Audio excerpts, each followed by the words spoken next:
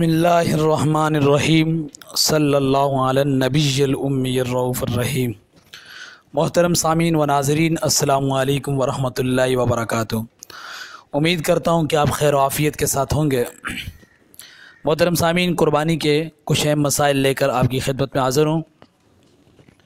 कुर्बानी के कुछ मसाइल हैं जिनका जानना हमारे लिए ज़रूरी है।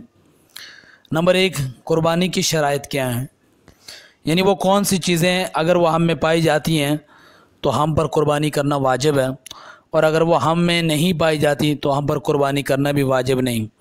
ये जानना हर शख्स पर इसलिए ज़रूरी है कि अगर ये चीज़ें हमारे अंदर हैं तो हमें पता होना चाहिए। इसका मतलब है कि हम पर कुर्बानी वाजिब है। अगर हम कुर्बानी नहीं करेंगे तो गुनाहगार होंगे। और अगर ये चीज़ें हमारे अंदर नहीं पाई जाती तो इसका मतलब ये है कि हम पर कुर्बानी वाजिब नहीं है। अब अगर हम किसी वजह से कुर्बानी नहीं कर सकते तो गुनाहगार नहीं होंगे। लिहाजा हमें कर्ज़ लेकर, उधार लेकर कुर्बानी करने की ज़रूरत नहीं होगी।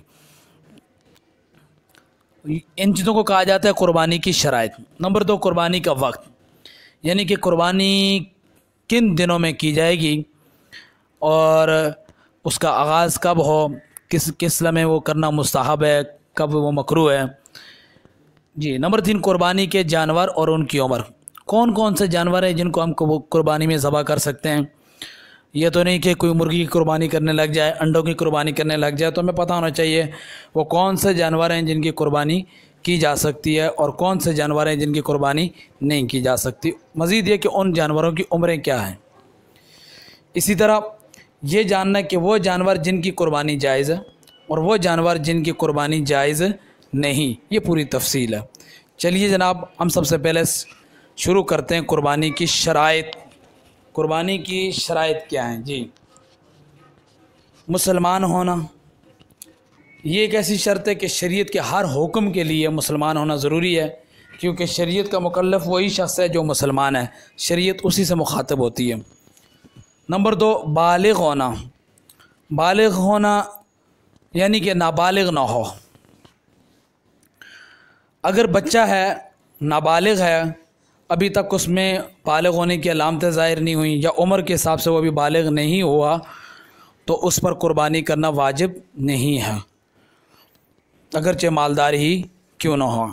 लेकिन अगर वो बालिग है, बालिग हो चुका है और फिर दीगर शराइत उसमें पाई जाती हैं कुर्बानी वाली, तो उस पर कुर्बानी करना वाजिब होगा। आकिल होना। आकिल होने से मुराद ये कि बेवकूफ़, पागल, मजनून, दीवाना ना हो। एक हमारे उर्फ़ में सादा आदमी को कह देते हैं बेवकूफ़, अहमक, तो याद रखें कि ये आकल ही है। हम जिसको सादा समझते हैं लेकिन वो अपने रहन सहन मामलात को अच्छी तरह समझता है, वो बेवकूफ़, दीवाना, मजनून नहीं है। तो सादा बेशक हो, ऐसा शख्स आकिल ही होगा, उस पर कुर्बानी वाजिब है। तो आकिल होना यानी कि पागल, दीवाना, मजज़ूब या मजनून वग़ैरह ना हो। मुकीम होना। मुकीम होने से मुराद ये कि मुसाफिर ना हो, वो अपने घर में हो, अपने शहर में हो, अपने आबाई इलाके में मौजूद हो, किसी सफ़र पर ना हो, तो ये मुकीम होना है। मुकीम होने पर भी कुर्बानी वाजिब है। मालिक निसाब होना। मालिक निसाब होने का मतलब ये है कि उसके पास कुर्बानी के दिनों में कम अज़ कम इतनी रकम उसकी बुनियादी ज़रूरत से ज़्यादा मौजूद हो जिससे वो 52.5 तोला चांदी ख़रीद सके। इतनी रकम हो या इतनी रकम का कोई और माल तिजारत वगैरह हो, तो सोना चांदी वगैरह हो, तो इन सब सूरतों में उस पर कुर्बानी करना वाजिब है। मालिक निसाब होने से मुराद बिल्कुल वही बात है जो ज़कात के लिए। जिस तरह ज़कात में साहिब निसाब हो तो ज़कात वाजिब होती है, तो कुर्बानी में भी वही निसाब जो ज़कात वाला है, अगर वो कुर्बानी के दिनों में मौजूद है तो इस पर कुर्बानी वाजिब है। इन दोनों में फ़र्क सिर्फ इतना है कि ज़कात के लिए इस माल पर साल का गुज़रना ज़रूरी है, जबकि कुर्बानी के लिए साल का गुज़रना ज़रूरी नहीं, बल्कि कुर्बानी के दिनों में उसके पास है तो उस पर कुर्बानी वाजिब है, और अगर कुर्बानी के दिनों में उसके पास ये रकम मौजूद नहीं है तो कुर्बानी वाजिब भी नहीं है। ये बात समझने के बाद अब ये समझते कि कुर्बानी का वक्त क्या है।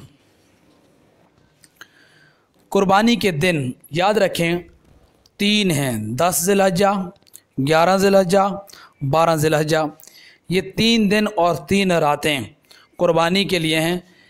पहले दिन जो कुर्बानी की जाती है वो 10 ज़िलहज्जा की सुबह सादिक से लेकर 12 ज़िलहज के गुरूब आफ्ताब से पहले पहले तक कुर्बानी की जा सकती है।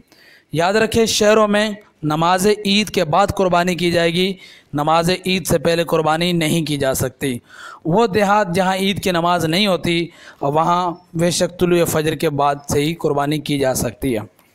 दिन में कुर्बानी करना अफजल है, रात के वक्त कुर्बानी करना मकरूह है।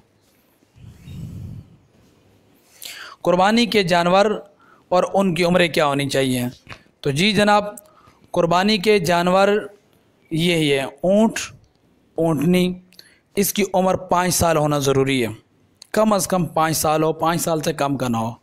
गाय, बैल, भैंस, भैंसिया यानी कि भैंस की मुअन्नस, भैंस मुज़क्कर और मुअन्नस जो भी है, इनकी उम्र 2 साल होनी चाहिए, कम अज़ कम 2 साल।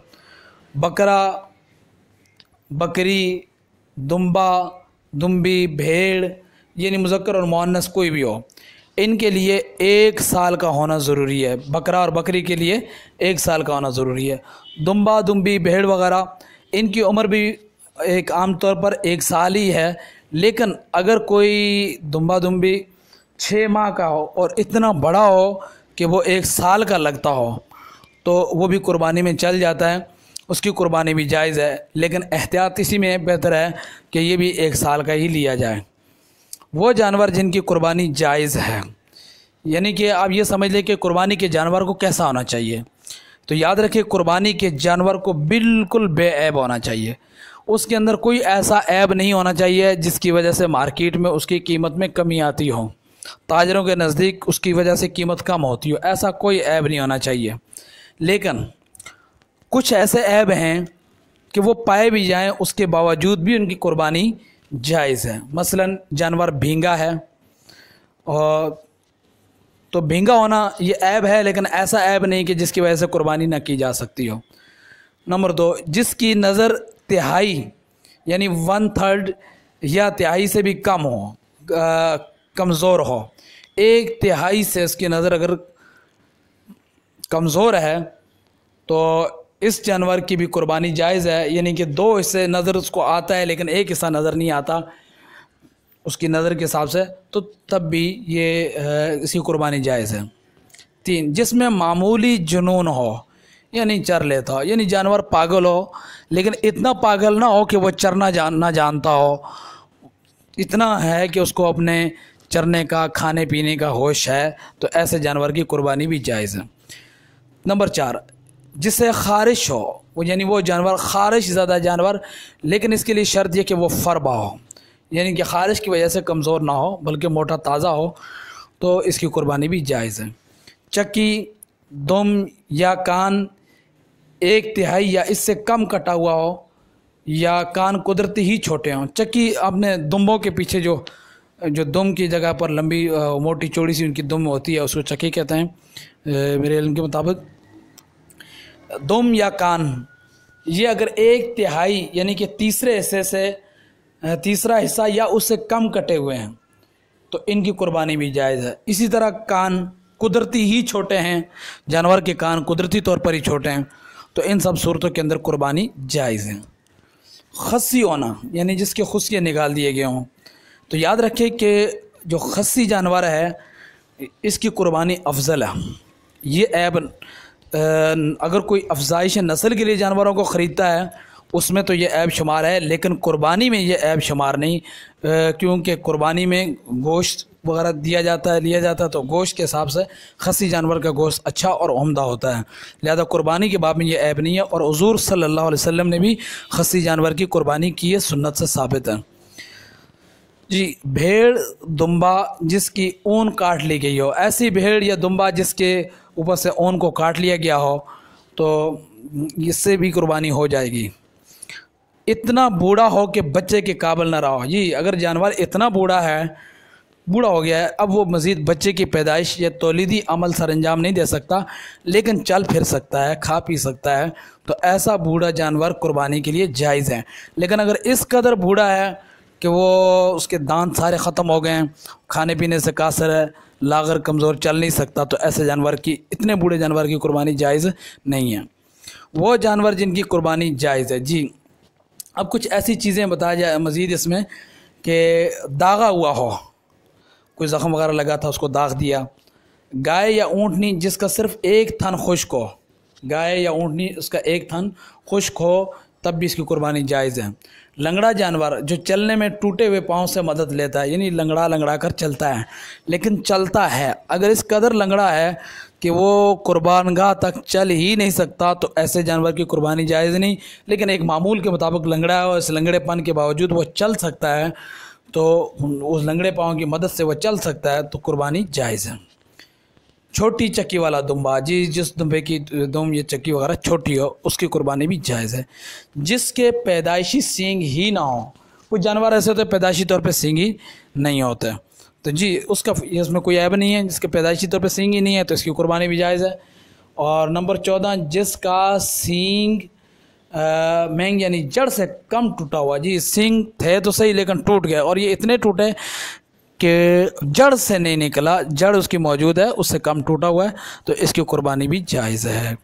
जी, अब उन जानवरों का जिक्र कि जिनकी सिरे से कुर्बानी जायज़ ही नहीं, इनमें कुछ ऐसे ऐप पाए जाते हैं कि इस ऐप की बुनियाद पर कुर्बानी जायज़ नहीं है। वो जानवर ये हैं, अंधा हो, जी अगर जानवर अंधा है, ऐसा अंधा कि उसका अंधापन होना ज़ाहिर है, तो ऐसे जानवर की कुर्बानी जायज़ नहीं। अच्छा, इसको कैसे अंधापन का अंदाज़ा लगाएंगे कि जानवर अंधा है कि नहीं? आप गाय से पूछेंगे इतने कि आप देखिए कुछ नज़र आ रहा है कि नहीं आ रहा, तो आप उसके सामने ऐसा तिनका उसकी आँख के करीब करें, अगर वो आँख झपकती है तो इसका मतलब उसे नज़र आता है, और अगर वो आँख नहीं झपकती तो इसका मतलब उसे नज़र नहीं आता। ये ख़ारिश या किसी और वजह से इतना लागर यानी कमज़ोर हो कि इसकी हड्डियों में मग़ज़ ना रहा हो, जी जानवर किसी बीमारी की वजह से, वो बीमारी ख़ारिश हो या कोई और हो, उससे इतना लागर कमज़ोर हो चुका हो कि उसकी हड्डियों में मग़ज़ ना रहा हो, तो इस बीमार जानवर की कुर्बानी जायज़ नहीं है। लंगड़ा हो, ऐसा लंगड़ा जो कुर्बानगाह तक अपने पाँव से चल कर ना जा सके, यानी कुर्बानगाह से मुराद जहाँ हमने उसको कुर्बान करना है उस मकाम तक वो अपने पाँव से चल कर नहीं जा सकता, ऐसे जानवर की कुर्बानी जायज़ नहीं है। कान, दुम, चक्की 1/3 से ज़्यादा कटे हों, ऐसा जानवर जिसका कान 1/3 से ज़्यादा कटा हो, या दुम या चक्की 1/3 से 1/3 का मतलब यानी कि 3 में से 1 हिस्से से ज़्यादा कटी हो, यानी कि यूँ समझ लें कि अगर एक कान को आप 3 हिस्सों पे तकसीम करते हैं तो उसका एक हिस्सा कटा हुआ है, एक से कम तो जायज़ है, लेकिन अगर एक हिस्से से ज़्यादा कटा हुआ है तो फिर जायज़ नहीं है। पैदाइशी कान ना हो, जी जानवर ऐसा है कि उसके पैदाइशी सिरे से कान थे ही नहीं, है ही नहीं, उसकी भी जायज़ नहीं है। या एक कान है, एक नहीं, एक कान उसका मौजूद है, तो एक कान होना भी इसमें ऐब है। जी, थन कटे हों या खुश्क हों, गाय ऊँटनी के 2 जबकि बकरी का 1। जी, गाय या ऊँटनी उसके 4 थन होते हैं, उन 4 में से अगर 2 कटे हुए हैं, खुश्क हैं, कटे हुए हैं या खुश्क हैं, तो कुर्बानी जायज़ नहीं। बकरी के 2 थन होते हैं और 2 में से अगर 1 कटा हुआ है या खुश्क है तो कुर्बानी जायज़ नहीं। नाक कटी हुई हो, अगर जानवर की नाक कटी हुई है तो ऐसे की भी जायज़ नहीं। खुनसा जानवर जिसमें नर और मादा दोनों की अलामतें मौजूद हो, यानी कि ख्वाजा सरा, जानवरों में भी ख्वाजा सरा होते हैं, तो अगर कोई ख्वाजा सरा जानवर है, खुनसा मुखन्नस है, तो ऐसे जानवर की भी कुर्बानी जायज़ नहीं। एक पाँव काट लिया गया हो, जानवर उसका एक पाँव मुकम्मल तौर पर काट लिया गया हो, तो इससे जानवर की कुर्बानी भी जायज़। याद रखें, इसको लंगड़ा ना समझना, लंगड़ा वो होता है जिसका पाँव है लेकिन पाँव की मदद से हल्का हल्का चल सकता है, पाँव मुकम्मल तौर पर काम नहीं करता, और ये जिसका काट लिया गया इसका तो पाँव सिरे से ही नहीं है। जी, नंबर 12, इस हद तक जुनून हो कि वो चरता ना हो, इतना पागल दीवाना जानवर कि उसको खाने पीने की होश ना हो, तो ऐसे जानवर की कुर्बानी जायज़ नहीं है। सींग जड़ से टूटा हुआ, याद रखें जड़ से टूटे हुए सींग वाले जानवर की भी कुर्बानी जायज़ नहीं है। जी मोहतरम सामीन, उम्मीद करता हूँ कि काफ़ी हद तक इसमें बातें आपको समझ में आ गई होंगी। इंशाल्लाह मैं मज़ीद इससे हट कर कुछ कुर्बानी के हवाले से दीगर कुछ वीडियोज़ मैंने बना के डाली भी हैं और कुछ मैं मज़ीद इंशाल्लाह डालूँगा भी। वस्सलामु अलैकुम वरहमतुल्लाहि वबरकातुहू।